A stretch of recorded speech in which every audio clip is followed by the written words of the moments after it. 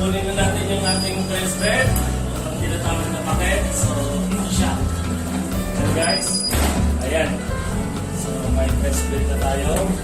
Ayan. So, isunod natin ay ito.